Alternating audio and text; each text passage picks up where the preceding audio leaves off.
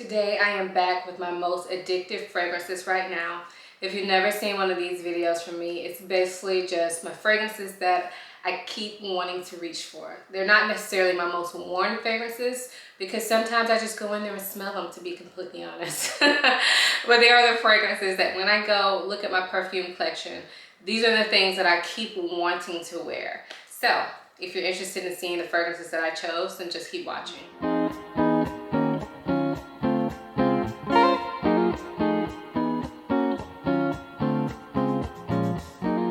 Though, let me quickly introduce myself. My name is Ayesha. I make videos about fragrance, beauty, luxury, and lifestyle. If those are things you're interested in, then please make sure you go ahead and subscribe now.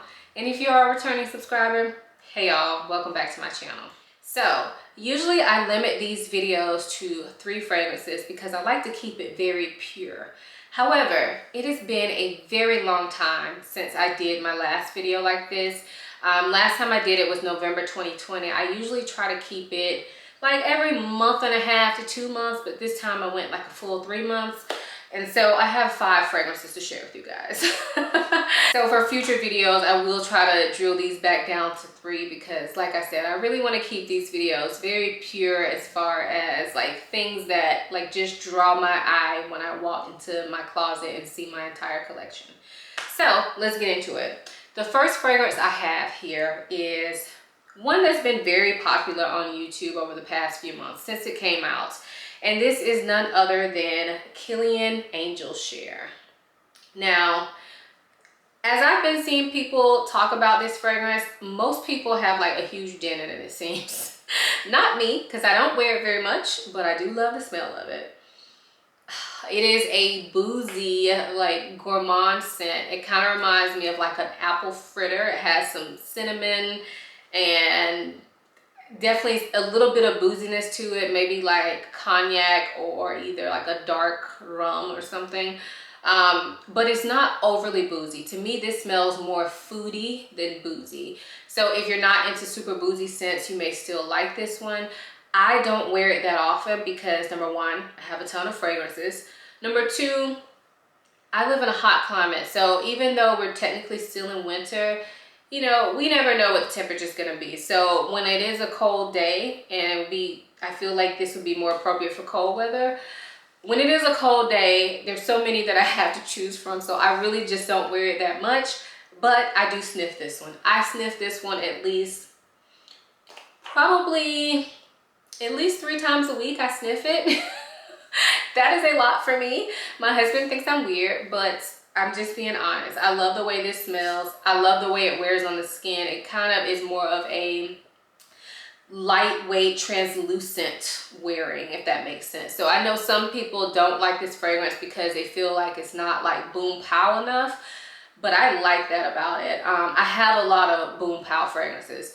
This one to me just kind of like lays on the skin very nicely. So it's not like super beast mode projecting fragrance, but people will smell it on you, and I love it. So yeah, this is Kilian Angel Share, and of course the bottle is perfection. The next fragrance is also a boozy fragrance, but this one is kind of more boom pow. So this one is from Nishane, and this is Fan Your Flames.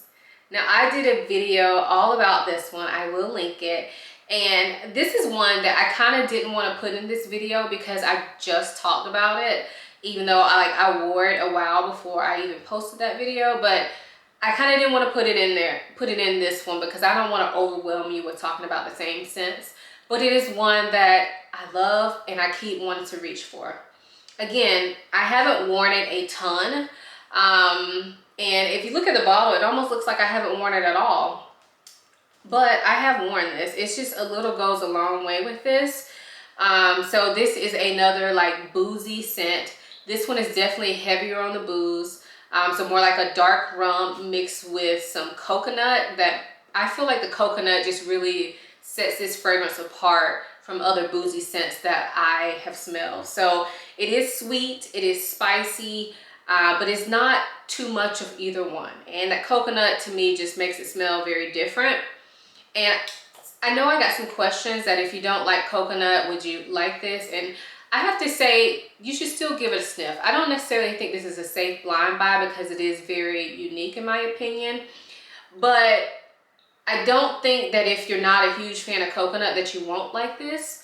So don't rule it out just because it has coconut in it. To me, this smells more like a natural flaky coconut. And I think that when most people think about coconut fragrances, they think of that tropical suntan scent. That's not one of these.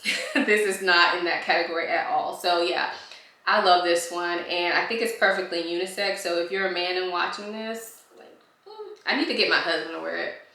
He doesn't like to wear my fragrances. I don't know. I guess, I don't know, but I feel like I want to smell this on him. So yeah, that is Fan Your Flames from Niche Shiny. The next fragrance is one that I feel like I've talked about a lot too, but I just had to be honest with you guys. This one is from Atelier Colognes, and this is Santal Carmine.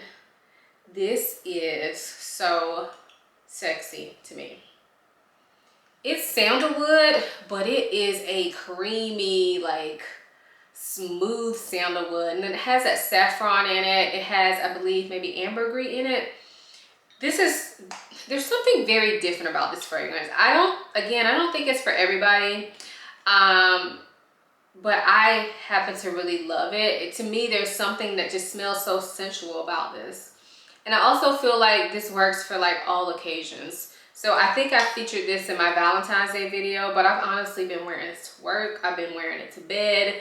I don't know how much is left in here. I mean, I haven't had it that long, but I feel like if I could see through this bottle, there would be a dent in it. I love this one, and I just think it works for every occasion. This is one of those fragrances that I feel like I will never get tired of, but I mean, I've only had it for like 2 months.